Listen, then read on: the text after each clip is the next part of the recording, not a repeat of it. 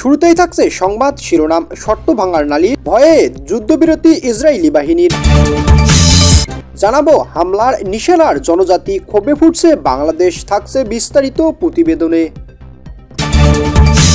আরো জানিয়ে দিব, চীনা বন্দরের কাছে গিয়েই আরাকান আর্মি থমকে গেল, মায়ানমারের বেইজিং বিদ্রোহীদের দিকে ঝুঁকলো, থাকছে বিস্তারিত।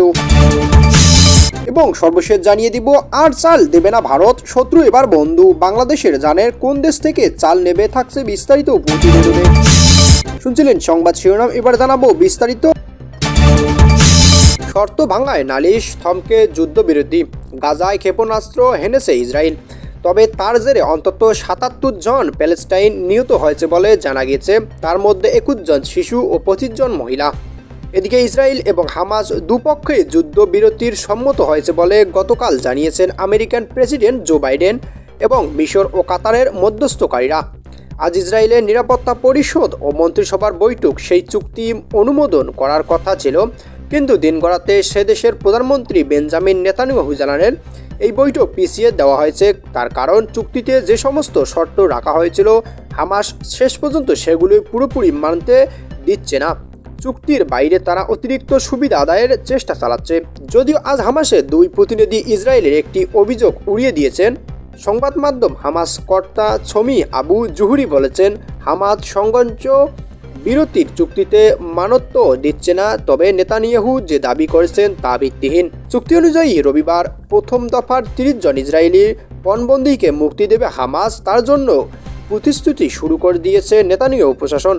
ফেরত পাওয়া পণবন্দীদের চিকিৎসার জন্য ৬টি হাসপাতালকে চিহ্নিত করা হয়েছে। মুক্তির পর তাদের অন্তত ৪ দিন হাসপাতালে রাখা হবে।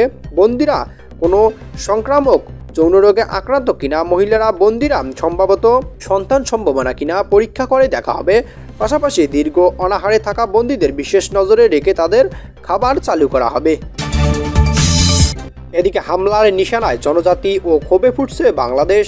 প্রতিবাদ জানাতে বামপন্থী ছাত্রদের উপর হামলা নিন্দা করে ঢাকা বিশ্ববিদ্যালয় চত্বরে বড়সড় মিছিল করছে বিএনপির ছাত্র সংগঠন জাতীয়তাবাদী দল বিএনপি।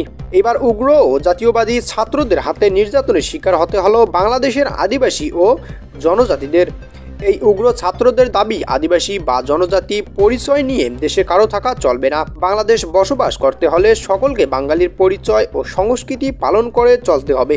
আদিবাসী জনজাতি ও পরিচিতি স্বীকৃতির দাবিতে সংক্ষুব্ধ আদিবাসী ছাত্র জনতা নামে একটি সংগঠনের কর্মসূচির উপর স্টুডেন্ট ফর সভারেন্টি নামে এই উগ্রপন্থী ছাত্ররা পুলিশের সামনেই বুধবার হামলা চালিয়ে লাঠি, রড ও উইকেট দিয়ে বেধড়ক মারধর করে। জনজাতির বহু ছাত্র গুরুতরভাবে জখম হন। এরপরে বৃহস্পতিবার দেশের সর্বত্র কলেজ বিশ্ববিদ্যালয়গুলোতে এই হামলার বিরুদ্ধে প্রতিবাদ কর্মসূচি পালিত হয়। ঢাকা বামপন্থী ছাত্র সংগঠনগুলি ডাকে একটি বিক্ষোভ কর্মসূচির উপর হামলা চালানো হয়। এবার পুলিশ লাঠি, গ্যাস, সাউন্ড গ্রেনেড এ নিয়ে জমায়েতের উপর চড়াও বলে অভিযোগ। সব মিলিয়ে উগ্রপন্থী ছাত্রদের পেছনে প্রশাসনের ছত্রছায়ায় স্পষ্ট হয় বলে অভিযোগ করছেন জনজাতির ছাত্ররা।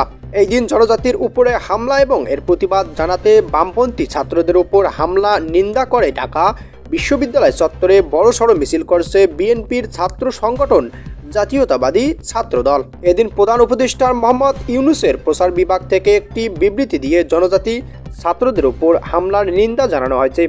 এই ঘটনায় জড়িত সন্দেহে রীতিমধ্যেই ২ জনকে গ্রেপ্তার করা হয়েছে। তবে উগ্রপন্থীদের দাবি, কাছে যেভাবে মাথা নামিয়েছে ইউনূস সরকার, তার জন্য এই হামলা বলে নিশ্চিত জনজাতির ছাত্ররা। সম্প্রতি নবম-দশম শ্রেণীর নতুন পাঠ্যপুস্তক একটি দেওয়াল লিখন ছাপা হয়, যাতে বলা হয়েছিল বাংলাদেশ মুসলিম, হিন্দু, বৌদ্ধ, খ্রিস্টান, আদিবাসী নির্বিশেষে সকলের বসবাস স্থান। স্টুডেন্ট ফর সভারেন্টি নামে ভুইফোর সংগঠনটি আদিবাসী শব্দটি নিয়ে আপত্তি জানায়। তবে কোনো সরকারি দপ্তর বা সংগঠনের আদিবাসী শব্দ ব্যবহার বন্ধ করার দাবিও জানায় এই সংগঠন। সেই আপত্তি শিরোধার্য করে সরকারি নির্দেশ। পাঠ্যবই থেকে শুধু এই দেওয়ালি লেখনী ছবিটি বাদ দেওয়া হয়েছে তাই নয়, আদিবাসী সংশ্লিষ্ট বেশ কয়েকটি সরকারি সংস্থার নামও বদলে ফেলা হয়েছে। এদিকে চীনা বন্দরের কাছে গিয়েও আরাকান আর্মি থমকে গেল, মায়ানমারের বেইজিং বিদ্রোহীদের দিকে ঝুঁকল। গত ডিসেম্বরের দ্বিতীয় সপ্তাহে মুংরু, বুড়িথং, পালেতাওয়ার শহর সহ মায়ানমারের রাখাইন প্রদেশের প্রায় ৯০% এলাকা দখল করে নিয়েছিল বিদ্রোহী সশস্ত্র গোষ্ঠী আরাকান আর্মি।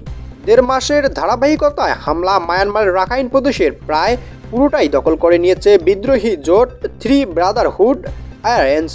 এর বৃহত্তর সশস্ত্র গোষ্ঠী আরাকান আর্মি কিন্তু তাৎপর্যপূর্ণভাবে ওই প্রদেশের কিয়াউকিউফিতে কোনো হামলা চালায়নি তারা। উপকূলবর্তী এই অঞ্চলে মায়ানমারের সামরিক জুন্টার সঙ্গে যৌথভাবে বিশেষ অর্থনৈতিক অঞ্চলে এসইজেড এবং গভীর সমুদ্র বন্দরে গড়ে তোলার কাজ চালাচ্ছে চীন। জুন্টা সরকারের বিদেশি বিনিয়োগ সংক্রান্ত মন্ত্রী কান জাও দাবি করছেন কিয়াউকফিতে জুন্টা ফৌজের কেরাটোপ নিপ্রুদেব কাজ চালাচ্ছে চীনা ইঞ্জিনিয়ারিং সংস্থাগুলি। মায়ানমারের গণপ্রজাতন্ত্রীপন্থী নেত্রী আউর সাং সুচি চির সমর্থন স্বঘোষিত ন্যাশনাল ইউনিট গভর্নমেন্ট নিয়ন্ত্রিত সংবাদ মাধ্যম দ্য ইয়ার্দি জানিয়েছেন জুন্টা সরকার পরিচালিত সংস্থার কিয়াউকফির এইচজেড কনসোর্টিয়াম এবং চীন সংস্থার সিআইটিআইসির যৌথ উদ্যোগে নিয়ম কানুন এবং বিশেষ অর্থনৈতিক অঞ্চল এবং গভীর সমুদ্র বন্দরে কোনো হামলা চালানো হয়নি। গত ১.৫ বছরের গৃহযুদ্ধ পরিস্থিতিতে এই ঘটনা তাৎপর্যপূর্ণ বলে মনে করছেন সামরিক ও কূটনৈতিক পর্যবেক্ষকদের একাংশ। তাদের মতে এই ঘটনার বিদ্রোহীদের একাংশের সঙ্গে চীনের যোগাযোগ স্পষ্ট। কিয়াউকফিতে সমুদ্র বন্দরের মাধ্যমে ভারতের মহাসাগর সঙ্গে বিকল্প বাণিজ্য পথ তৈরি করতে সক্রিয় চীনা প্রেসিডেন্ট শি জিনপিং সরকার। এই বন্দরে ১৭০০ কিলোমিটার দীর্ঘ চীন মায়ানমার অর্থনৈতিক করিডোরের অন্যতম অংশ বলে দাবি করে। এদিকে আর চাল দেবে না ভারত, শত্রু এবার বন্ধু। বাংলাদেশের জানেন কোন দেশ থেকে চাল নেবে? কিছুদিন আগেই বাংলাদেশ থেকে ১০ কোটি চাল নিয়েছিল ভারত, তবে বাংলাদেশের চালের চাহিদা এখনও মেটেনি। সেই চাহিদা পূরণে আরও চাল দরকার।